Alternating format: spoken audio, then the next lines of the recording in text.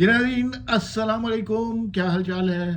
اس سے پہلے کہ آگے گفتگو شروع کی جائے، سب سے پہلے آپ جناب چینل سبسکرائب کر لیں اور ساتھ ہی فٹافٹ بیل آئیکن پریس کر لیں تاکہ جو ویڈیو بنے سب سے پہلے آپ کے پاس ہو۔ آپ وہ خوش قسمت ہوں جن کے پاس لیٹسٹ ویڈیو ہو، باقی لوگ انتظار ہی کرتے رہیں۔ تو جناب ابھی چینل سبسکرائب کریں اور بیل آئیکن پریس کر لیں۔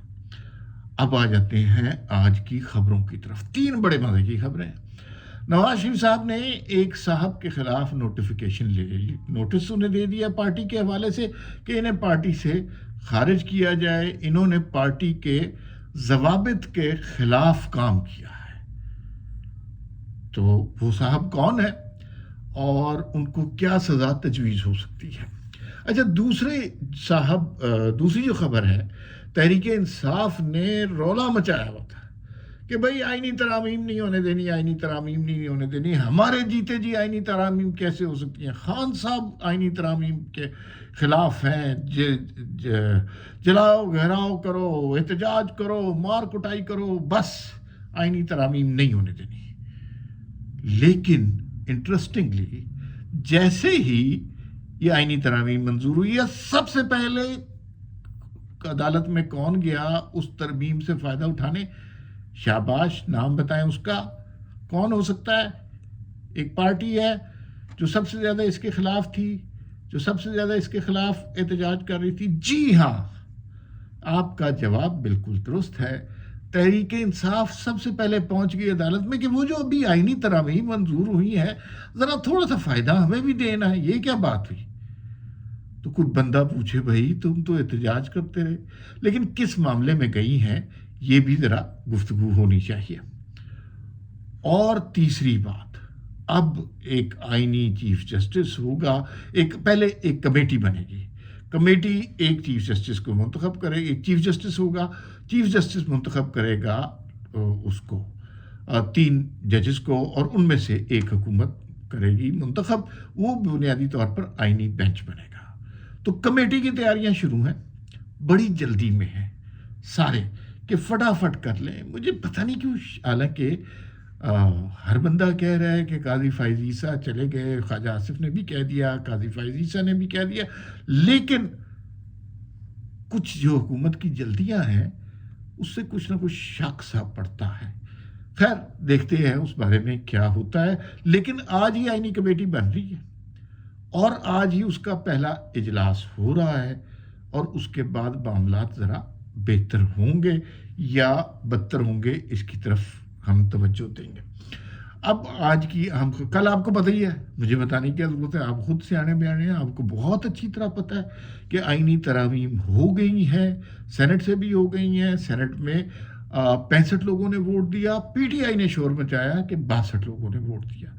ایسی شور مچایا، دیا 65 نہیں ہے، ادھر ان کی عادت ہے، انہیں صادق سنجرانی والے، یاد ہے آپ کو وہ حاصل بزنجو والا الیکشن اور صادق سنجرانی والا، سارے نمبر پورے تھے لیکن اتفاق سے نا، جادو سے اچانک ووٹ زیادہ نکل آئے اس کے صادق سنجرانی کے، تو وہ چیئرمین بن گئے، حالانکہ حاصل بزنجو کے زیادہ بنتے تھے۔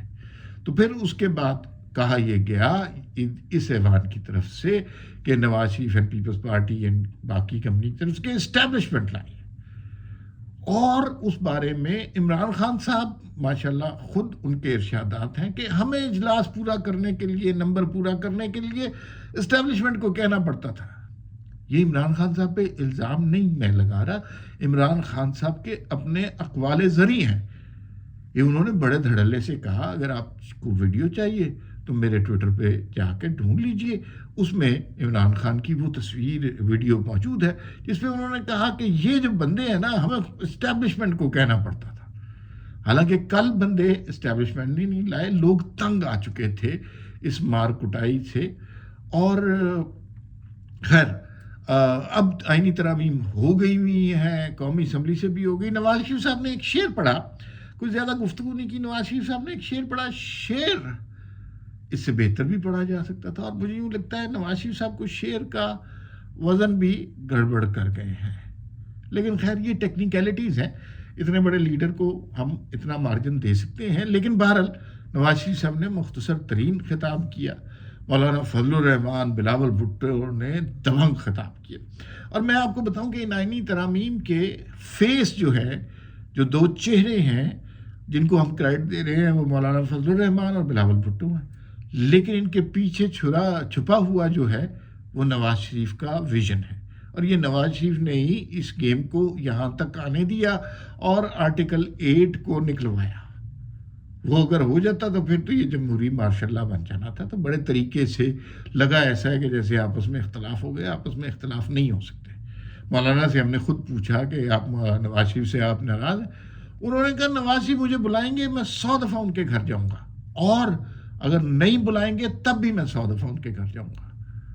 تو یہ معاملات یہاں تک کے ہیں. اس وقت لیڈر آپ سمجھ لیں ایک ہی ہے.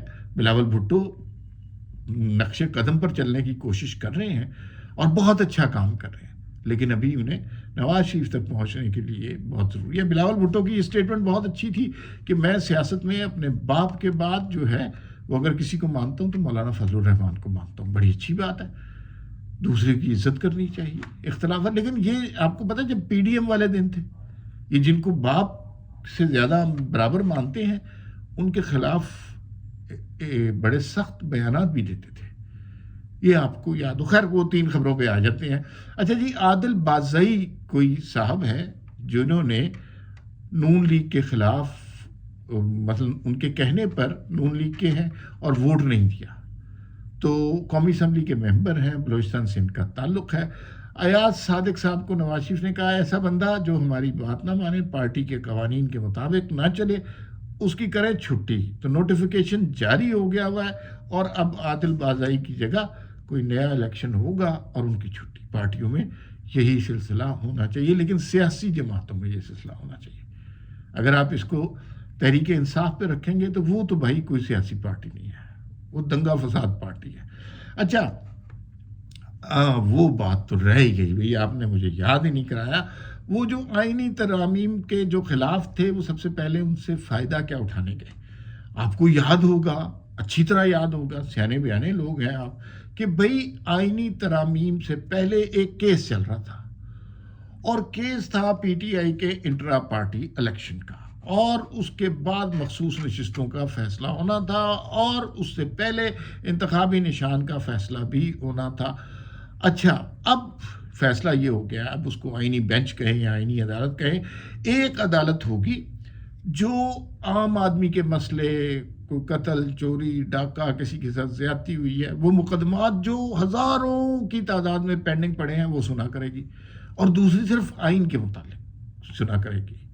یعنی جس طرح ہم وزیر اعظموں کو فارغ کرتے ہیں، وہ اس کے لیے علیحدہ کوئی عدالت ہوگی، اور اس کے لیے ایک آئینی کمیٹی بننی ہے. تو وہ عدالت جو ہے اب اس آئینی کمیٹی کی وجہ سے چنی جائے گی.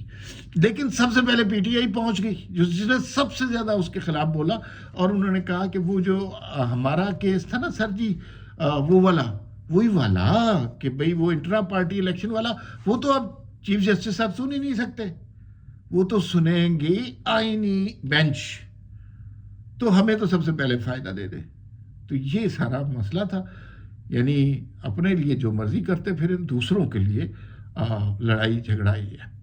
اور آخر میں آئینی کمیٹی، وہ پارلیمانی کمیٹی جلدی ہے، حکومت کو بڑی جلدی کر رہے ہیں کہ پارلیمانی کمیٹی بنا دی جائے. آج ہی اس کے ممبران کا اعلان ہو گیا ہے. پیپلز پارٹی کی طرف سے بھی کمیٹی کے ممبران کا اعلان ہو گیا. راجہ پرویز اشرف کا نام مجھے یاد رہ گیا، اور بھی نام ہے. دوسری جانب جے یو آئی ایف کے بھی ممبران کا اعلان ہو گیا. اس میں کامران مرتضیٰ جو کہ ان کے لیگل میٹر ہینڈل کرتے ہیں، وہ اچھے آدمی ہیں، بڑی اچھی گفتگو کرتے ہیں، وہ بھی انہوں نے بھی اب کمیٹی بنے گی تو اس کے ممبر ہوں گے.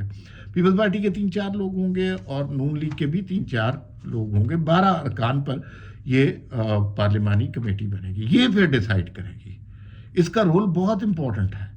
یہ پھر اس چیف جسٹس کو، اور پھر اس سے آگے معاملات کو، اور پھر جو ساری چیزیں ہوگی، جو وہ جو کالے ناگ کا ڈنگ نکال دیا گیا، اس کا علاج پارلیمانی کمیٹی ہے. یعنی پارلیمان کے معاملات پارلیمان ڈیسائیڈ کرے گی، عوام کی منتخب نمائندے ڈیسائیڈ کریں گے. ثاقب نثار جیسے جو ہے بدبخت چیف جسٹس نہیں ڈیسائیڈ کریں گے جو ڈیم فنڈ کے پیسے بھی کھا گئے. فی الوقت اتنا ہی کافی ہے نا. باقی پھر صحیح. اللہ حافظ.